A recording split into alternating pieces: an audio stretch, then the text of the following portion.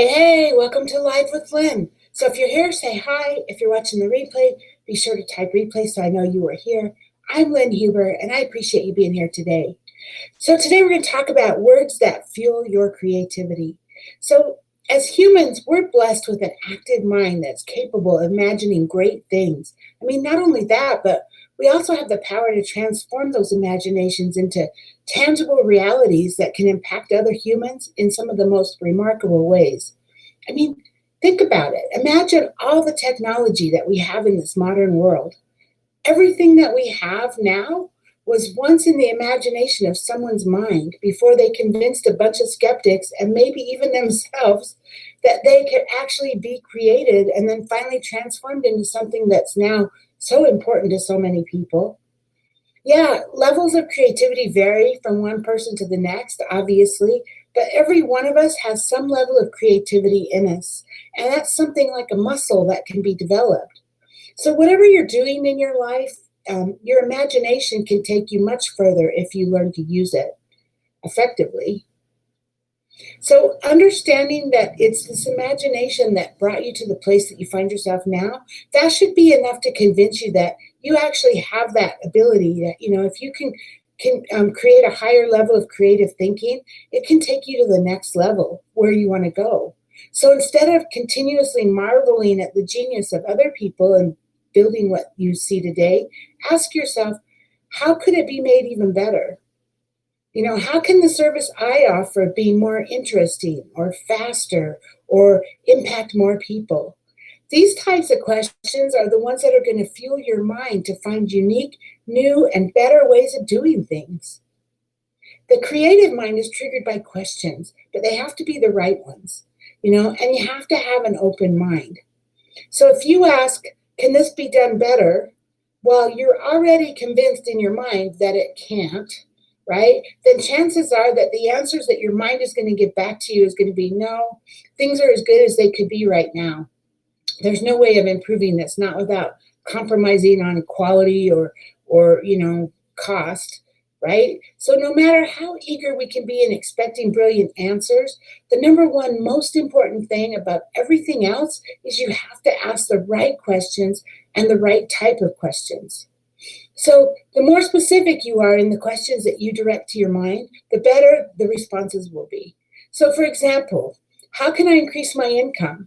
Well, that's a great question, and it will attract all sorts of answers, except it will also include answers about how to increase your income by maybe $10 a month.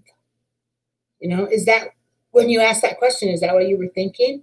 What if you asked yourself, how can I make an extra 1,000 or 10,000 or even $1 million a month?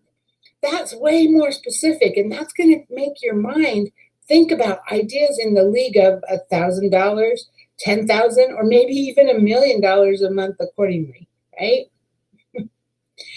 So Robert Kiyosaki, who's the author of the bestseller, Rich Dad, Poor Dad, um, about finances, right? He puts it this way. He says, do not say I can't afford it. Instead, ask yourself, how can I afford it? Isn't that powerful? How can I afford it? The lesson here is that a definite declaration of what you can't do blocks the mind from thinking of ways out of a problem of being not able to afford things. But the other question, the second one, is like an open gateway to amazing possibilities. It ushers you into the riches of your inner being that you probably didn't even know you possessed. More often than you realize, you probably think of amazing ideas about big and little things all the time.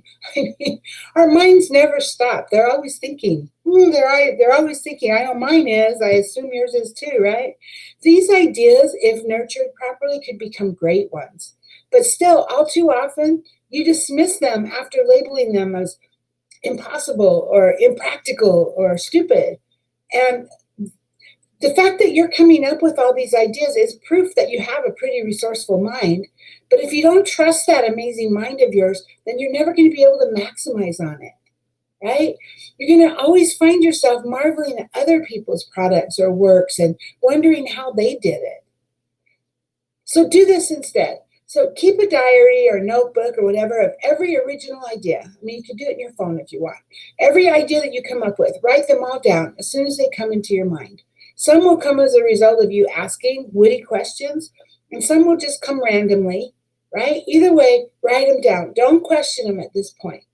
Work on becoming a strong believer in your ability to dream of the next big breakthrough for yourself and for the people around you.